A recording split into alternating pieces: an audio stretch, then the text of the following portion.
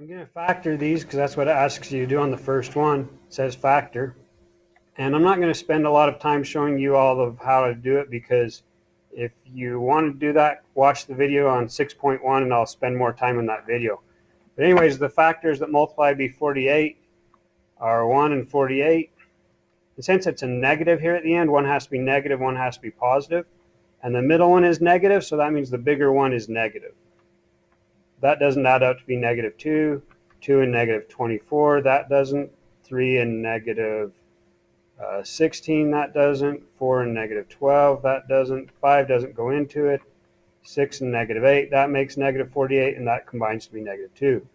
So as long as this is just a 1, it just is x minus 8 and x plus 6. So that's the factor to that. This one is a difference of squares.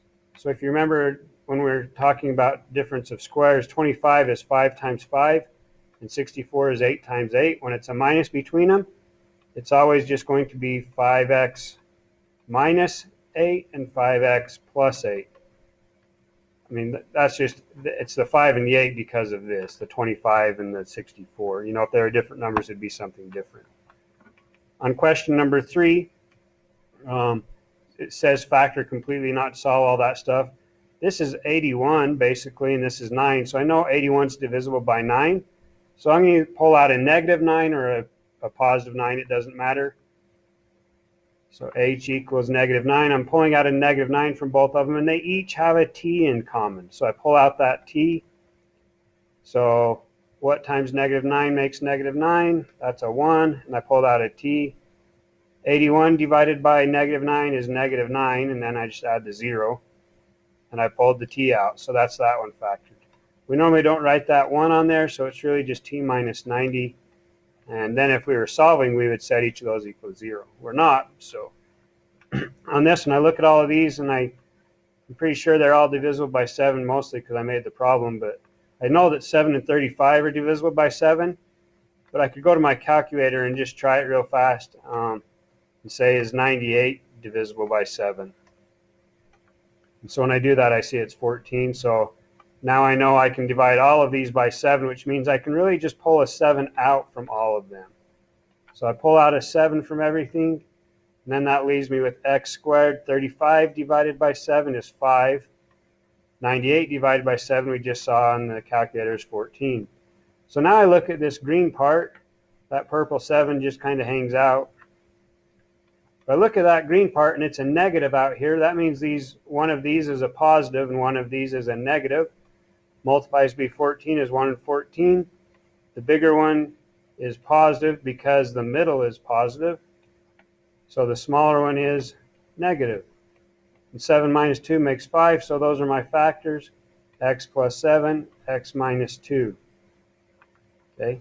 Now this one, it's not divisible by 3, not divisible by 7, not divisible by 5 everywhere. So this is the one where when we did this at the beginning of the year, I taught you to put in the 10 x squared and negative 21. You multiply those, and that makes negative 210x squared. The shortcut, what I showed you on the calculator, is to come here and go to y equals, clear this off, and go negative 210 divided by x.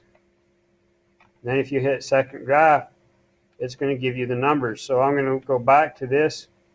So it's a negative on the end, so that means my bigger number, well, negative on the end, so one's positive and one's negative, but the middle number is negative, so that means my bigger number of these two is negative. So I come back to my calculator, my bigger number is negative, that's these, and it has to combine to make negative 29. So 3 and 70, that doesn't make 29. 5 and 42 doesn't. 35 and 6, that does. So negative 35 and 6. These are divisible by 5. This is divisible by 2. 2 times 3 makes 6. 5 times negative 7. So this makes 5x plus 3 and 2x minus 7. So some people like to just guess and check. They're like, what multiplies by 10? Well, that's 5 and that's 2. What multiplies by 21?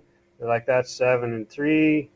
And 5 times 3 is 15, 7 times 2 is 14. Oh, that didn't work unless they're both negatives. So then they're like, okay, let's plug a 3 here and a 7 here, and we've already seen what works. So I'm just showing you how they guess and check. But anyways, guess and check is a great method as well. There's nothing wrong with it. You get the same answer. Next question. It says solve for the variable in each equation. They're already factored for you. So all that you have to do is put each factor equal to 0. Okay, so here I divide it by 3 and I get that t equals 0.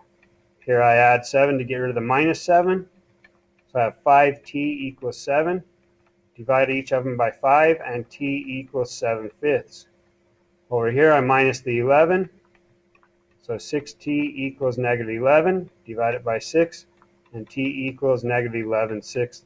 So all of these are your answers. You put each factor equal to 0. Okay, and the first one that is here, if it doesn't have a plus or minus with it, you treat this as one thing and put it equal to 0 as well. So I have 4x equals 0, x squared minus 9 equals 0, 2x plus 3 equals 0, 10x minus 5 equals 0. So now I just start solving these. I divide each of these by 4. I get x equals 0. I'm going to skip that and come back to it. Minus the 3. So 2x equals negative 3. Divide it by 2. And x equals a negative 3 halves. Add 5. A lot of you do this backwards.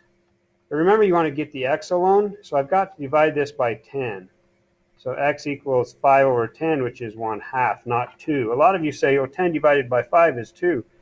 But you have to realize that this coefficient is with the x, so you've got to divide by the 10, and then the 10's on the bottom. So I still go 10 divided by 2, but I realize that that answer has to be on the bottom. Okay? Or you could divide each of these by 5, which is the more proper way. Then you get 1 over 2. Okay, now I wanted to show you this middle one. Now in this case it works out because this is a minus. Okay, so I just add the 9 to each side, and I get x squared equals 9. Now I take the square root, and x equals plus and minus 3. Okay, the other way to have done that is realize this is a difference of squares. So that's x and x, minus 3 and plus 3. And then I put each of those equal to 0. So I'd have x minus 3 equals 0 and x plus 3 equals 0. And then I would solve each of those, and I would get that x equals 3 and x equals negative 3. Now I wanted to take a second because some of your questions will show up like this. And everybody's like, oh yeah, that's the same thing. It's x plus 4. No, it's not, because this 4 times that negative 4 make a negative 16. Okay, this is a positive 16. So the only way to get a positive 16 is that both of these have to be the same. But when you do that, the middle stuff no longer goes away. Okay, I'd have 4x and another 4x. I'd have 4x plus 4x, which makes 8x plus 16 plus x squared. And this one would be x squared minus 8x plus 16. If you don't believe me, go ahead and try to multiply it out. Just however you want to do it. If you want to do the little box, x minus 4 and x minus 4, and do the little Punnett square looking thing. So anyways, you can try to multiply it out and see that it makes that indeed. So what I'm trying to say is, if it has a plus here, you can't do it. Okay, this brings us into the realm of our imaginary numbers. The i's would minus this 16 over to the other side, and I'd have x squared equals a negative 16. Now I'd take the square root, and there's a negative under there, which we can't do. So the shortcut and easy way is, if there's a minus, you can do it. If it's a plus, you can't. Okay? And if you do take the square root, make sure you put a plus and minus on that problem. Moving onwards, question number 8. So this is where that starts going into the formula. So here's this formula that's given. It's on your paper a little bit more clear. S equals negative 1/2 gt squared plus v naught t plus s naught. So this is the position at any time, equals negative 1/2 the gravity at the time specified squared, plus the initial velocity times the time plus the initial position. Okay, so anyways, over here the initial position is s naught and the initial velocity is v naught. And then gravity is 9.807 meters per second, or 32 feet per second.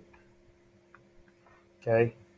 So anyways, depending on which one of those you're using, if your question's in meters per second, so you're going to use this one. If it's in feet per second or in feet, you're going to use this one.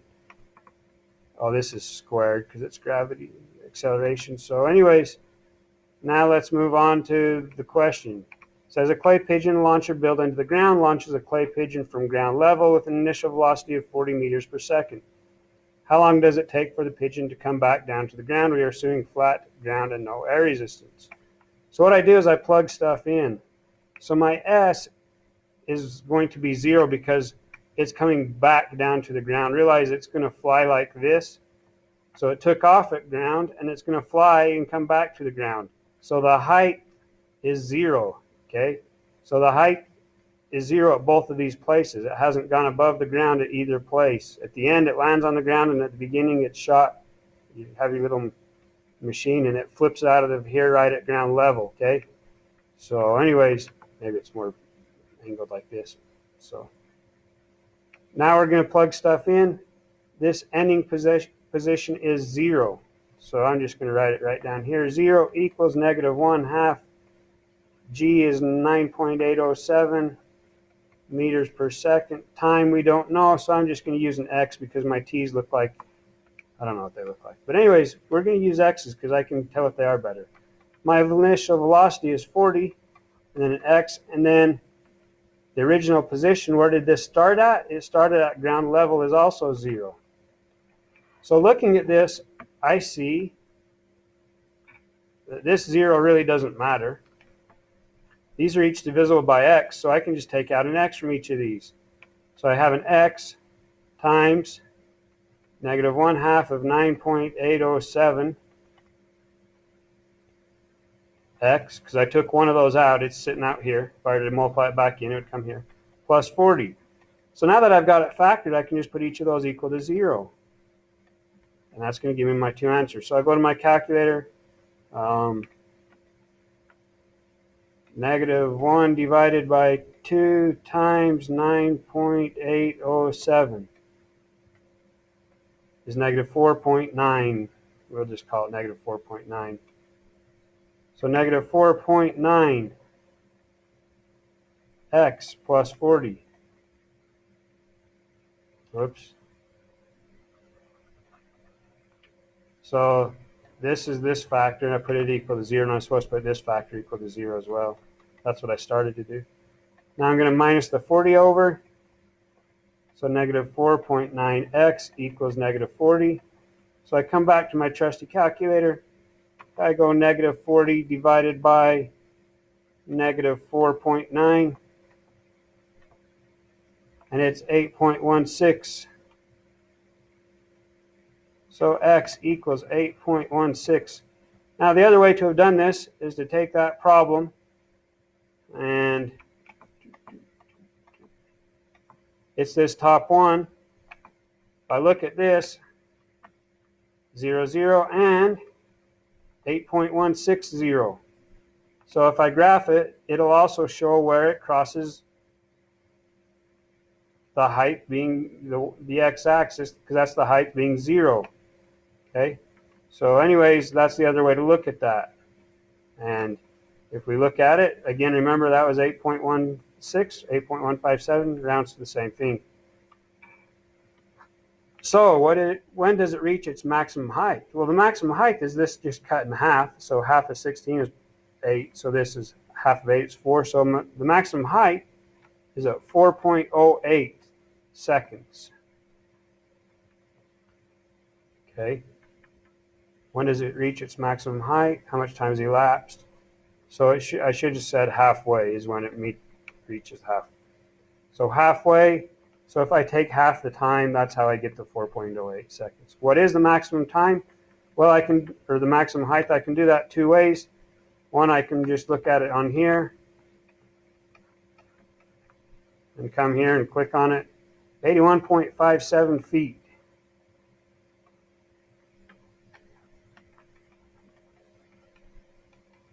The other way is to come right here and plug that into my formula and just replace these x's with 4.08.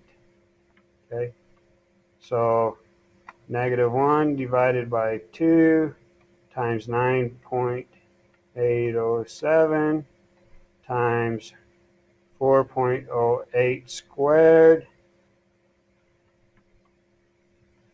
plus 40x plus 40, but our x is 4.08. Remember, we're using the time when it was halfway up there. Enter. 81.57. 81.57. So either way, we get the same answer. You should be comfortable doing it either method, okay? I won't know which method you use, but you should pick up on how to do this if this doesn't make any sense at all. But the graphing does, by all means, use the graph, okay? Make sure you understand at least one way to do it.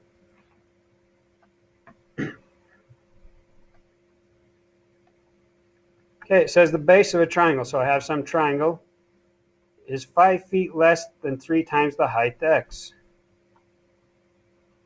So here's my triangle. I have some height on it. So there's my height x. The base of the triangle is 5 feet less than 3 times the height. So this is 3 times the height, but it's 5 feet less, so minus 5. The area is 56 feet. So remember, area is 1/2 the base times the height.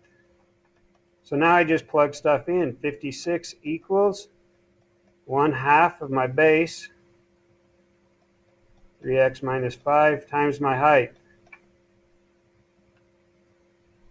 I might have been thinking something else when I made this problem, but anyways. 1/2 times 3x is 3/2 x. 1/2 times 5 is -5/2.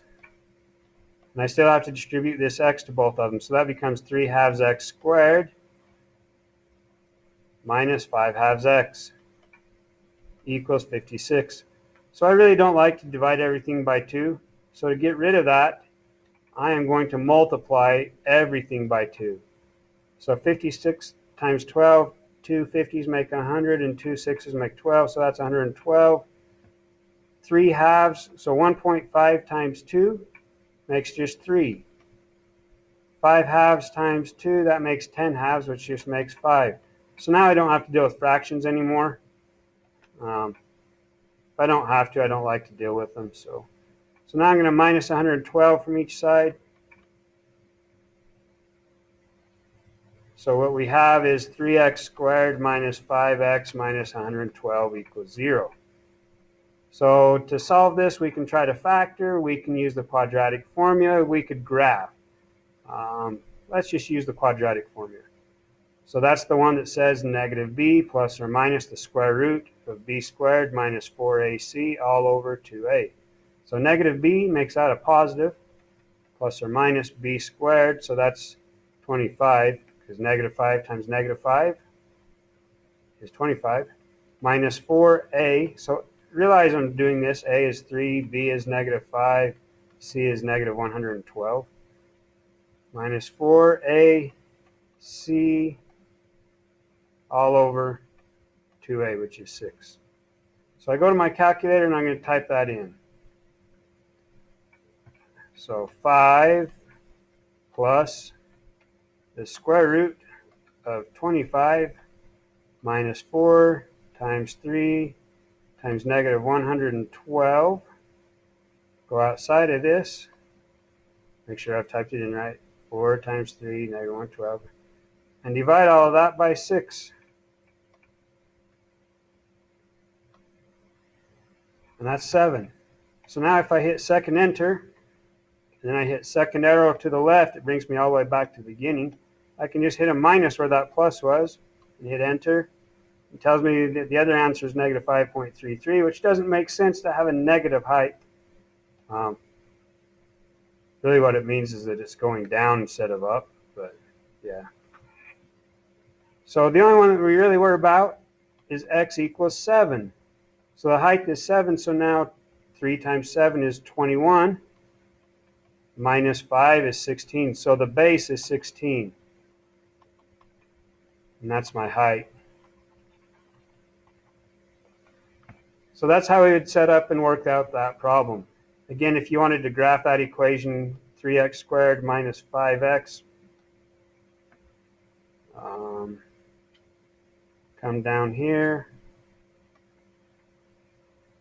3x squared minus 5x minus 112.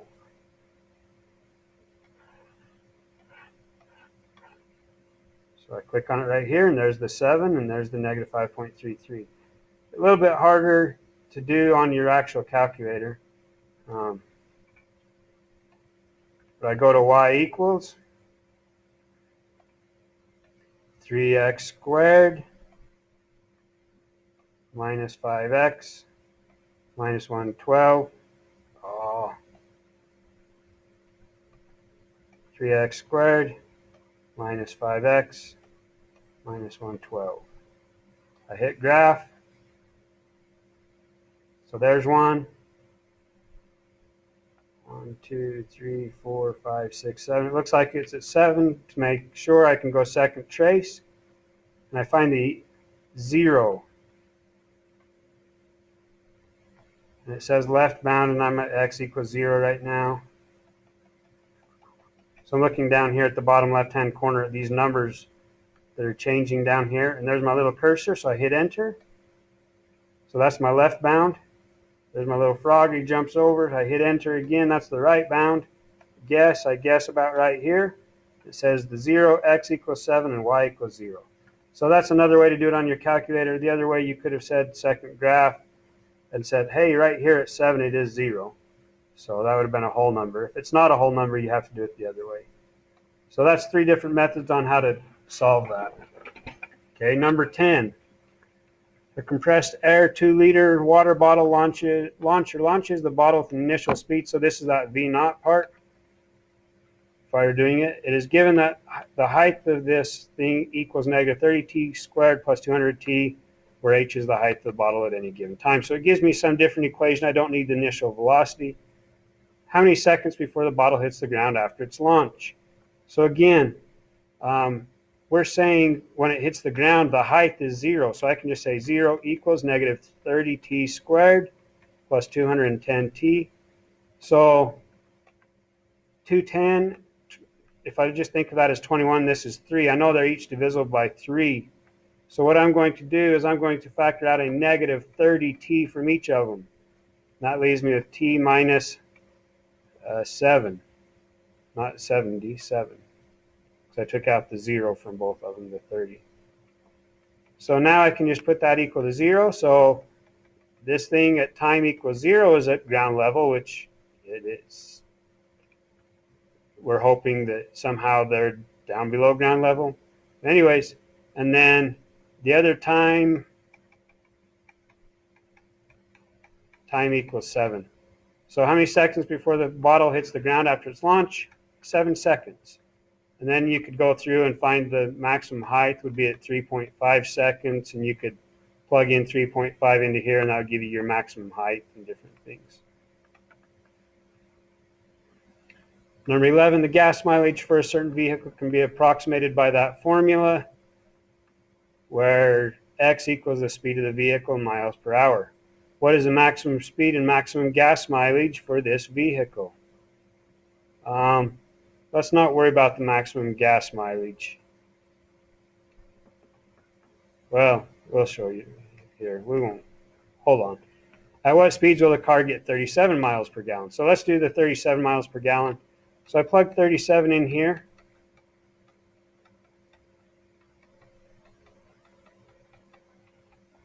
So that's my equation. And I put the 37 for the miles per the gas mileage. So that's the gas mileage. And it says for what speed, x equals the speed. So I'm going to solve for x. So I minus the 37 over here. So I get negative 0.035x squared plus 3.7x minus 84 equals 0. Okay, because this over here is equal to 0. I can put it on this side. So A equals negative 0.035, B equals 3.7, and C equals negative 84. So if I plug that into the quadratic formula, that's going to solve for x. So negative b plus or minus b squared minus 4ac all over 2a, which is negative 0.035. So then we go to our calculator and we type all that in. So I start off with a parenthesis, okay? So I'll always start off with a parenthesis. So now we go negative b, so that's 3.7 plus the square root of b squared minus 4 times a, which was negative 0.035 times c, which is a negative 84. What you guys can't see is I've got all this written down on the board so that I can remember what it is. So now I close my parenthesis, divide it by 2 times negative 0.035. Enter. So negative 72. Maybe I typed something in wrong. A, B, C, D, E, F, G. So now I hit second enter again. Second arrow moves me back to the left all the way. Too far, come back. Change that plus to a minus, hit enter, negative 33. So something's not good with this equation, hold on. So I figured out what I did wrong. It's negative b, so when I had this equation, there's b and it's 3.7. So right at the beginning of this, it's supposed to be a negative. So I hit second insert, hit that little negative, and now it comes out to be 72 miles per hour, or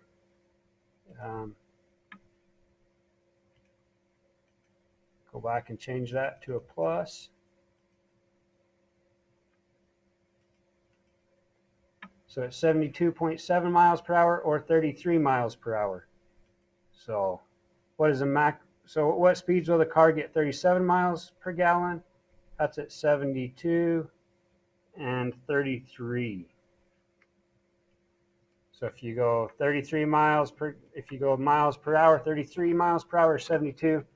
Now, if the road allows it, you'd go 72 because you're going to go further than,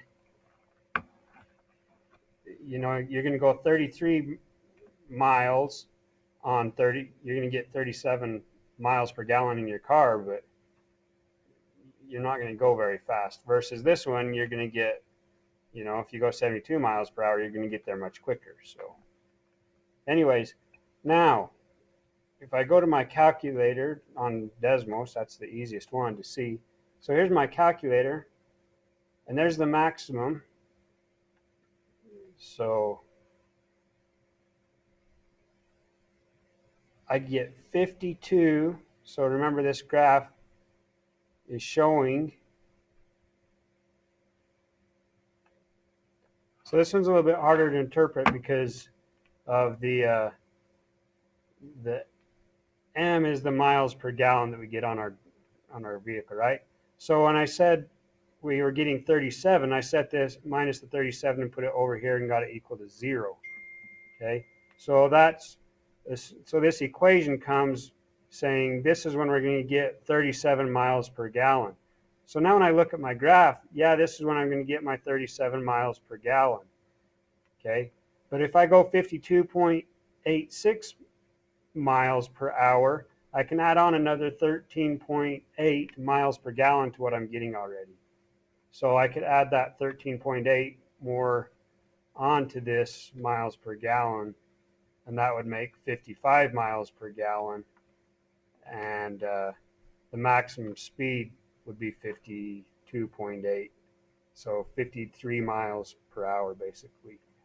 So anyways, that's a little bit more crazy question than what I was asking on that part, a little harder to interpret, but that's how that would work.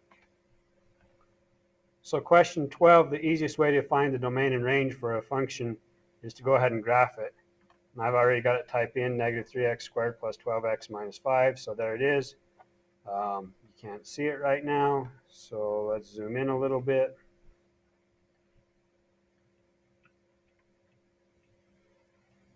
Or we could zoom out because I want to show you something too. So if I look at this, this graph keeps going out to the left. Even though it doesn't look like it, it doesn't ever go straight down. That's pretty close to looking like it's going straight down. But realize, I mean, I'm clear out here to 1,000 now, and I can keep going out here. And this number, I look at my x value, see it's negative 41, negative 42. So it's not changing rapidly, but see that x number is going out. Okay, so that x number is going out both ways. So anyways, I wanted just to show you that real fast, that even though you can't really see the picture real well, you get the idea of what's happening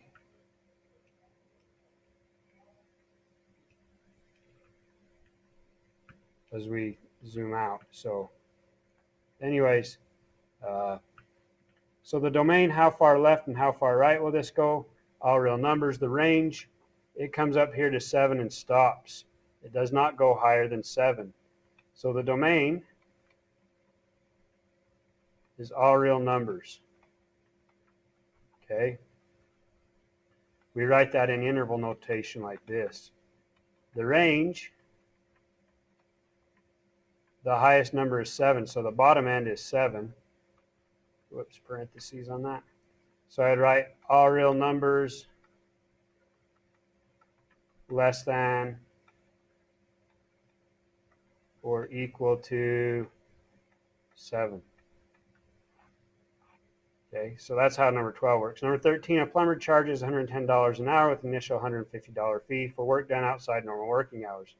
You only charge these rates for a maximum of 14 hours. What would the realistic domain? So the domain in this case are the hours.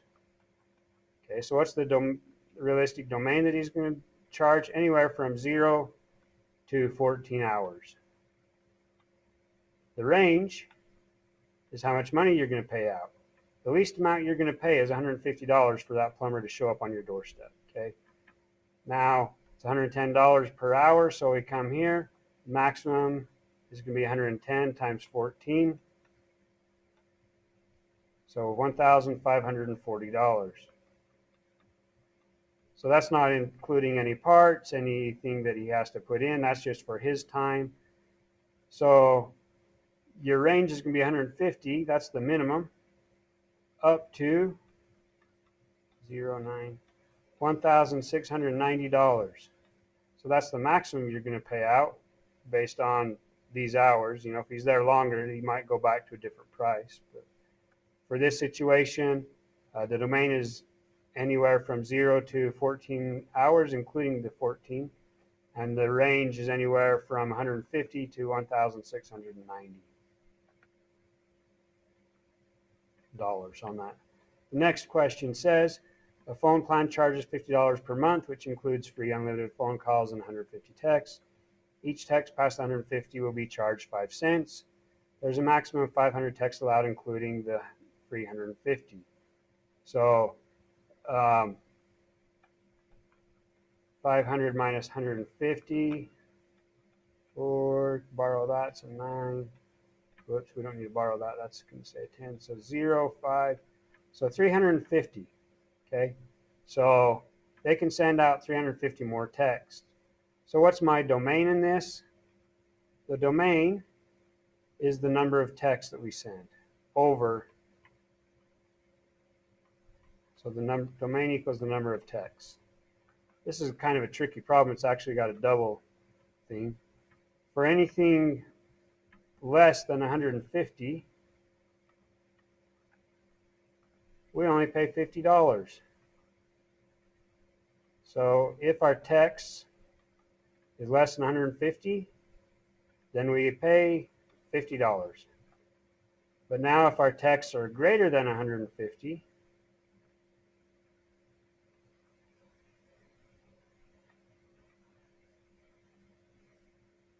Now we start paying 5 cents per text. Okay. So the domain is the number of texts, and that could be anywhere from $0 to $500. Okay. The range in this instance is going to be $50 because that's the minimum amount we're going to pay. And then we're just going to, the maximum amount we're going to pay is 5 cents times 350. So 0.05 times 350. You really didn't need the equation. It's 17.5 more dollars. So 50 plus 17.5 more. So you're going to pay a minimum of $50 and a maximum of $67.50. Okay, anything over 500 you can't do. It just shuts off for this plan. It's an odd plan, but anyways, that's the way I set up the problem. Okay, let's go ahead and look at this one. Find the domain and range of it. So I thought I had it set up on here. I'll hurry and graph it for you. Let's come here. The equation is 1/2 x minus 3 squared minus 5. So 1/2 x minus 3 squared plus or minus 5? Minus 5.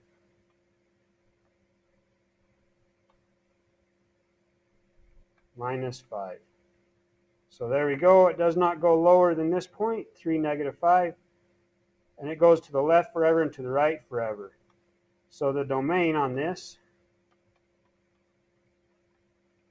is negative infinity to positive infinity, or all real numbers. The range, on the other hand, does not go below negative 5, so it's all real numbers greater than or equal to negative 5.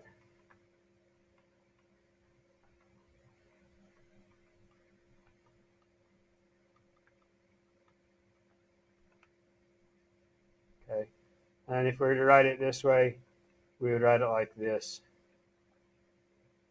I'm going to make another video, so I'll just do 2 parts, part 1 and part 2, so that you can watch them and